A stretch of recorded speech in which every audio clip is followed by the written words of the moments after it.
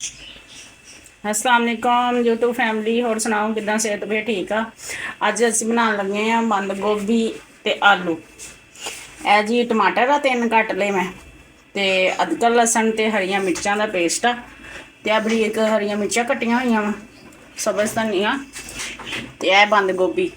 ए देखो तो सवार के ना इनू चंगी तरह मैं कट लिया। ए प्याज आ इहदे विच आपां पा देना हुण। गैस ऑन कर ली सी मैं, ते इहदे च आपां घ्यो पा देना। बिस्मिल्लाह रहमान रहीम। देखो जी आपां घ्यो पा लिया, इन्हूं आपां चंगी तरह हिला देना।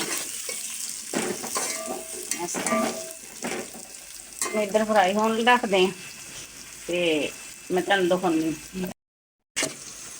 आ देखो जी माशाल्लाह प्याज अपना ब्राउन हो गया। मैं ये आप पा देना अदरक लसन हरियां मिर्चां का पेस्ट जो कुटिया बिस्मिल्लाह रहमान रहीम पा लिया। हिला देना चंगे तरीके जरा इस तरह कर जदा कभी खुशबू जी है ना आन लग के भुन गया जरा।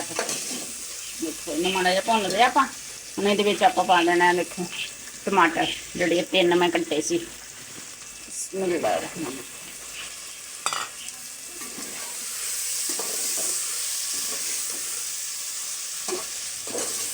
हिला लिए इस तरह 2 मिनट इदा हिला लिया। जरा कुत्ते इधर ढक्कन दे दिए अपने टमाटर जरा नरम हो जाए। देखो जी माशाल्लाह टमाटर अपने हो गए नरम,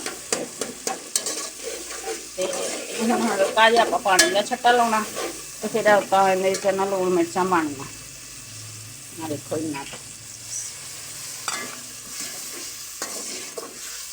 पानी का छट्टा ला लिया।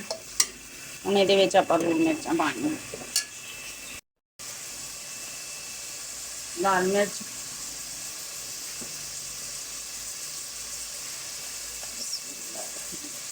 हल्दी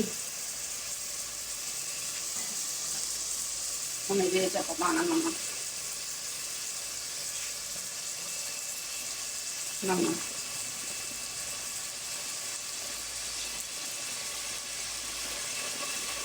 मैं अपने हिसाब न पाई लून मिर्च, तुम अपने हिसाब न पा लैनी जिन्हें असीं खाने खाना पसंद करते हैं। असीं दरम्यानी खानी पसंद करते हैं, ना बहुती तेज़ ना बहुती हल्की। तो तुम अपने हिसाब न पा लेनी जिन्नी भी तुहानूं पसंद है। हुण आपां चंगी तरह भुन लेना लूण मिर्चां चंगी तरह इन्हूं आपां भुनदे हैं, फिर दिखाने तुहानूं।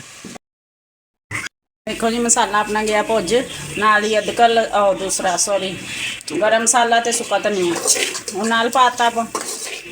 देखो माशाल्लाह मसाला अपना कितना सोहना भुज गया।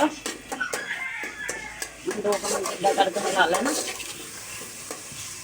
देखो माशाल्लाह प्यारी खुशबू आंदी अपने मसाले की जी सोहने तरीके नाल माशाल्लाह भुज गया।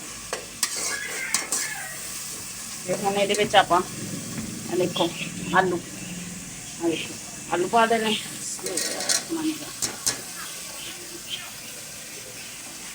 चंगे तरीके हिला लेना। देखो मसाला भुजे का कलर देखो कितना प्यारा आया माशाल्लाह। मैं इस तरह हिला लेना चंगे तरीके आप हिला लिया। देखो माशाल्लाह हम नाल ही आप देखो बंद गोभी बंद गोभी इनू मैं धो सवार के चंगी तरह कट लिया से। देखो मोटी मोटी कट्टी आ, तो इन्हें माशाल्लाह बड़े फायदे होंगे बंद गोभी के। माशाल्लाह बंद गोभी ते आलू गोभी बनाए ये तो माशाल्लाह बड़ी प्यारी बन दी है। माशाल्लाह कई तरीके ना माशाल्लाह पक जाती है। चंगी तरह आप हिला लिया। देखो माशाल्लाह इस तरह करके मैं इस तरह करके हिला लिया आप। हम मैं 5 मिनट ना चंगी तरह भुनी लानी है, 5 मिनट बाद फिर हम दिखाऊंगी। ਮਾਸ਼ਾਅੱਲਾ 5 ਮਿੰਟ ਹੋ ਗਏ ਇਹਨੂੰ ਭੁੰਨਦੇ ਆ ਤੇ ਆ ਬੰਦ ਗੋਭੀ ਨੇ ਨਾ ਆਪਣਾ ਪਾਣੀ ਛੱਡ ਦਿੱਤਾ ਹਲਕਾ ਹਲਕਾ। ਦੇਖੋ ਮਾਸ਼ਾਅੱਲਾ ਹੁਣ 5 ਮਿੰਟ ਪੂਰੇ ਮੈਂ ਭੁੰਨਣ ਲਾਈ ਆ ਤੇ ਇਹਨੇ ਪਾਣੀ ਛੱਡਦਾ। ਹੁਣ ਇਹਨੂੰ ਇਸ ਤਰ੍ਹਾਂ ਕਰਕੇ ਤੇ ਆਪਾਂ ਹਲਕੀ ਅੱਗ ਤੇ ਕਰ ਦੇਣਾ, ਜਿਹੜੇ ਆਪਣੇ ਆ ਨਾ ਆਲੂ ਵੀ ਗਲ ਜਾਣ ਤੇ ਬੰਦ ਗੋਭੀ ਵੀ ਆਪਣੀ ਗਲ ਜੀ। ਦੇਖੋ ਬਿਸਮਿਲ੍ਲਾ। ਹੁਣ ਇਹਨੂੰ ਆਪਾਂ 5 ਮਿੰਟ ਨਾ ਹਲਕੀ ਅੱਗ ਤੇ ਕਰ ਦੇਣਾ। हाँ देखो कि माशाल्लाह 5 मिनट हो गए ते ए देखो माशाल्लाह सालन अपना तैयार हो गया वा। देखो माशाल्लाह कितना प्यारा कलर आया ते जायका देखो माशाल्लाह इहदा। देखो आलू भी गल गए अपने ते माशाल्लाह इहदा कलर देखो माशाल्लाह इन्नी प्यारी खुशबू आंदी है बंद गोभी ते आलू। ते हुण इहदे विच आपां पा देणियां देखो हरियां मिर्चां। बिस्मिल्लाह रहमान रहीम ये पा देणियां